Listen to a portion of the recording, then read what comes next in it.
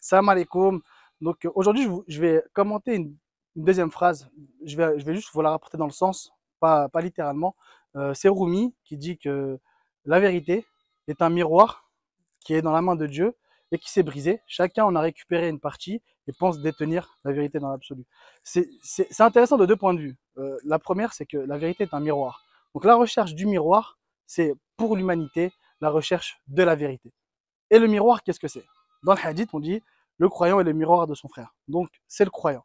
Cherchez le croyant pour qu'il puisse refléter nos qualités, nos défauts, nos vices, notre idée de la perfection ultime, de l'aboutissement du cheminement, et en même temps, toutes les choses qu'on refuse de voir en nous-mêmes parce que c'est difficile d'accepter l'orgueil, la prétention, l'ostentation, et la jalousie, l'envie, ces choses-là qui, en réalité, sont le propre de l'homme, sont très difficiles à accepter quand elles sont en nous-mêmes. Donc du coup, on préfère les voir chez les autres.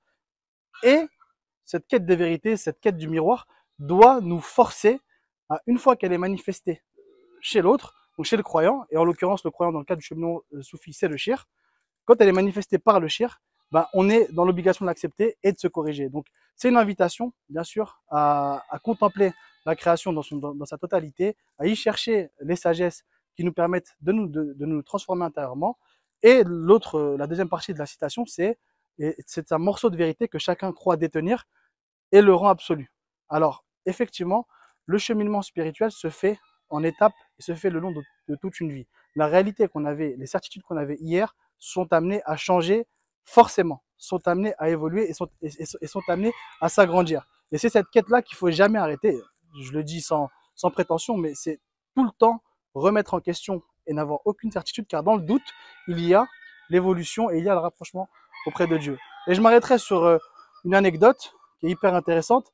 Au temps du prophète, salam, il y a eu la rumeur qui s'est répandue qui disait que le prophète salam, avait écrit sur une liste les noms des hypocrites.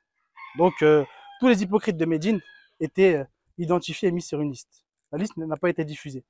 Quand cela est parvenu aux oreilles de Sidna Omar, il a demandé est-ce que je suis dedans?